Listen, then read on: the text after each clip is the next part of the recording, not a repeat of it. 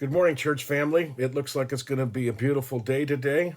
Hopefully, a little less smoky, but it seems to be doing good on the fire lines, improving anyway. It's been a long, smoky summer, and I'm looking forward to the first rains as they come. But today, I'd like to look at Romans chapter 13, the last four verses, 11 through 14. And I think it's something that we all need to think about often, actually. I think we need to think about it often.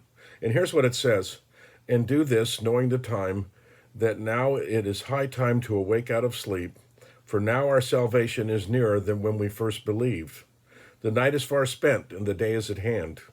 Therefore, cast off the works of darkness, and let us put on the armor of light. Let us walk properly as in the day, not in revelry and drunkenness, not in lewdness and lust, not in strife and envy. Put on the Lord Jesus Christ, and make no provision for the flesh to fulfill its lusts." Make no provision for the flesh to fulfill its lusts. When I want to live a holy life. I want to live as God has instructed us to live. And I'm not even going to pretend to sit here and tell you that I do that perfectly. But I also have learned some really good tools to help me with the things that I can be tempted by. We're tempted by different things, and they all have different levels of destruction in our lives as we do things that are wrong. But making a provision for the flesh is something that can even be done really almost innocently.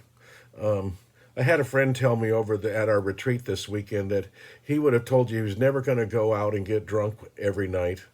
Or when he got up in the morning, he said, "I was going to go out and have 2 beers and that was it." And he said, "I could have passed a lie detector test because I really believed that's what I was going to do." But he was an alcoholic, and 2 beers isn't what an alcoholic does. And it made me think of this verse because we go out and put ourselves in slippery places and expect to get away with it over and over again. And one of the things I've done and learned in my recovery is that I need to make no provision.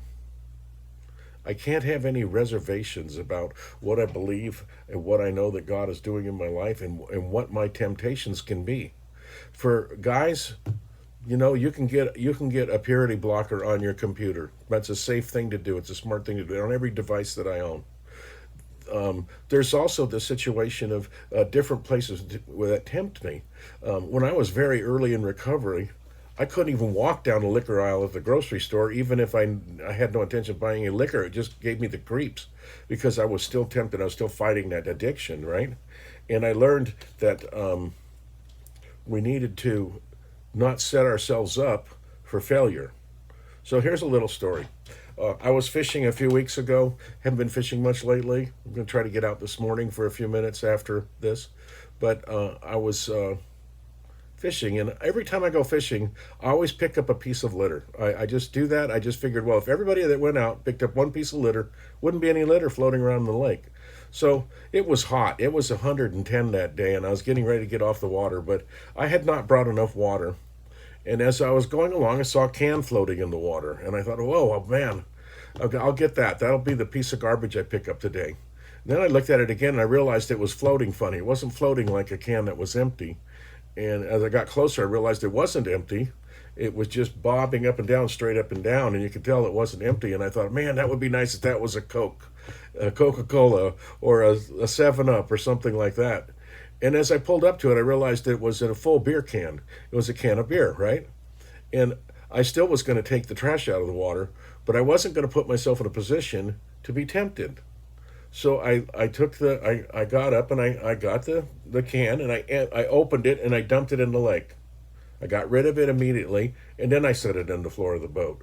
Because I don't think it's wise for me to be driving around my boat the rest of the day when it's 100 degrees out with a beer rolling around on the floor. It's just not a wise thing to do. Now, many of you don't have that temptation, and it's kind of hard to understand. But we all have temptations of many kind, and Scripture tells us to make no provision for the flesh to fulfill its lust. Because I think that sometimes we set ourselves up for failure when we don't prepare ourselves, our heart and our mind, to be ready for the things that are going to come at us.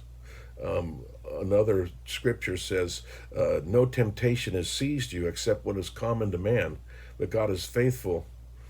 He'll provide a way out for you so that you can stand up under it. And we can rely on that. But one of the ways I put myself in a position to stand up under it is to make no provision, to don't not to set myself up for failure. Going back to that scared to walk down the liquor aisle, many years ago, I sat down with my sponsor and we were discussing this very concept of making no provision for the flesh and how the liquor aisle was a dangerous place when I was early in recovery. And the next time I saw him, he had laminated a bookmark for me. And on it, it said, "Just for today, stay out of the liquor aisle." Well, that was for me. But we all have our liquor aisles, don't we? And we need to learn to keep ourselves safe. It's okay to flee from sin. It's okay to know that I have a weakness and I can't go to this place. I don't know what that place is for you. I've been fortunate to start to figure out what those are for me and stay away from them. And I hope that that helps you as you think about that today. Make no provision for the flesh to fulfill its lust. God bless you and have a great day.